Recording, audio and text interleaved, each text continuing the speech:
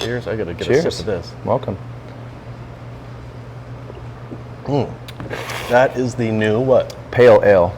Yummy. Yeah, old school pale. That's good. Yeah. We try to do, we actually did a lot of blind testing while we were in construction. Wonderful. It sounds funny, but it was fun.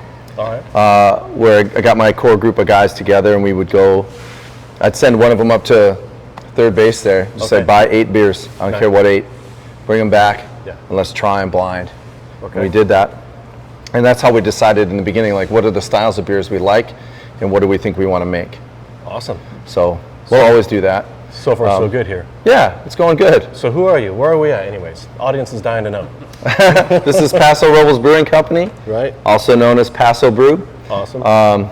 We've been open 7 weeks now. It's been a long time waiting, man. I followed you guys on Instagram. I would say, dude, I could see you from across the street. I live right over there. It took a while, you know, the whole thing. Was, you know, as you know, getting a project off the ground can be unpredictable, right? Which it was. But I have to say, you know, through whatever struggles we went through, getting to this point, it helped us really refine what we wanted to do, what we wanted the place to look and feel like. The feel of it was really important too, not just to have great beer, but to have a great atmosphere was definitely a huge goal of mine. Awesome. And so here we are. So who's in this with you? Is it just you, or is there another manager, or I'm sorry, another owner? I have a partner. Off camera? I have a partner. Okay. Who I used to work with when I was the GM at Ventu Vineyards. And he is good wine there. Yeah, we worked for 6 years together there. Okay. And you know, he decided, you know, we talked about this idea, and we decided we would do it together. When was this kind of seed planted in your head? I want to open a brewery and a good restaurant, by the way. Well, it was 2018 actually. It was when I decided I really wanted to open a brewery. Cool. So that's how long it took to get off the ground, to kind of learn. Didn't really know anything about the beer business. I know I liked beer, but I didn't know anything about brewing equipment, nothing really. So it took me a while to learn everything I needed to know to make the decisions on how we wanted to do everything. You were doing what prior to this? You were managing at the winery? Winery, general manager there. Okay. Yeah, so I learned, what I really learned, which to me was most valuable, was what Paso was like. Like, what kind of business does Paso support? What kind of business, how do you do a business in Paso and get Paso on board? And that's how, you know, that was the philosophy at Ventu. You really got to get the town behind you here, you know, and that takes effort. That takes reaching out to industry people. That takes, you know, creating events for locals and really trying to get the word out, because it's a word of mouth town. 100% word of mouth town. Yeah. I mean, you get the out of towners helping you out on the weekends, but if you're not able to get in the people, locals is for me weekdays. Everything. Yeah, I built this for locals. I wanted to build something for Paso that really honors Paso, the history and the lore that Paso has. A lot of really interesting stories have come out of this town.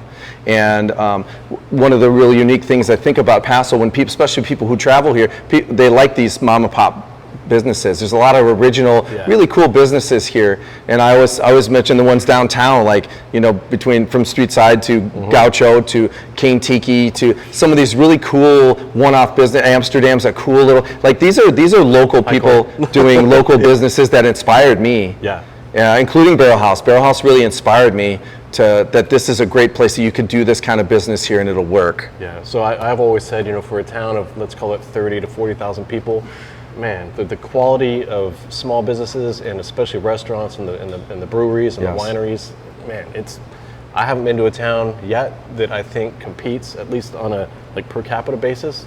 I agree. There's not a bad restaurant downtown. No way. And again, that's why it's so busy downtown. You know, it's so hard to get in there. There's not a lot of space. Like, you want to open a business down there, it's tough. Luckily, we got this spot on the other end of town that still needed a little bit of something on this side. So we're very fortunate with the timing of it, the location that we found it, when we found it. I love your spot. So if you guys don't know where we're at, I mean, you can Google map it, but going north on 101, you take the Spring Street exit, right? Yep. And then you see the Paso Robles sign on the other side of the street, and then boom, here you guys are. Gateway to the city. You literally can't get off the 101 and come into town without coming through and passing Paso Brew. Oh, look, a brewery. I sure am thirsty. Let's stop there, honey.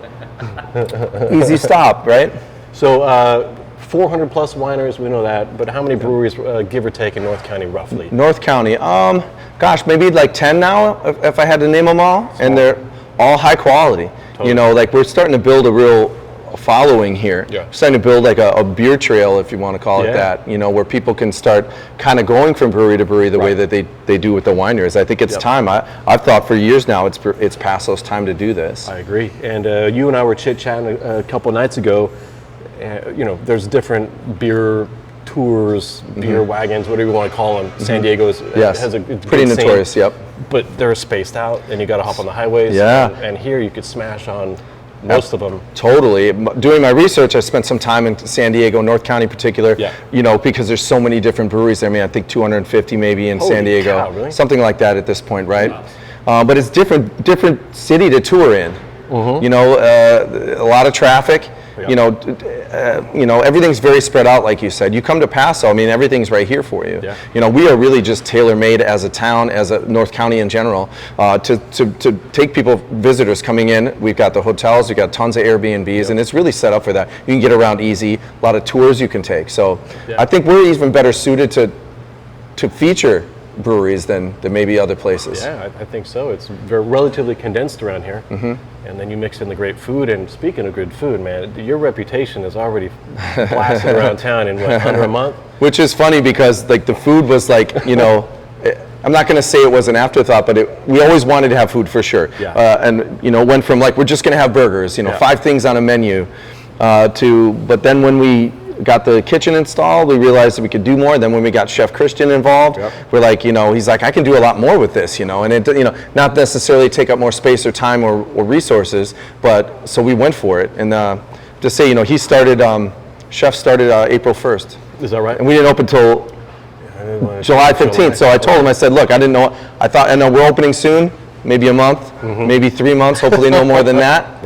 So I said, you're just gonna, we're gonna make lunch for the crew every day, the construction crew, the plumbers, electricians, everybody that was here. We just said, let's, you know, we started with the burger. We said, let's try every meat. We tried every meat we could possibly find, stuff that they didn't have and had, and grass-fed and grass-finished and grain-fed and grain-finished and certified Angus and dry-aged. We tried everything, and we just blind tasted. It's a good burger. So beer, cheese, meat, or you know, meat, cheese, and bun, and then he just quoted them. We would blind try them, and the Wagyu burger won every time. So that was actually a pretty easy decision to make.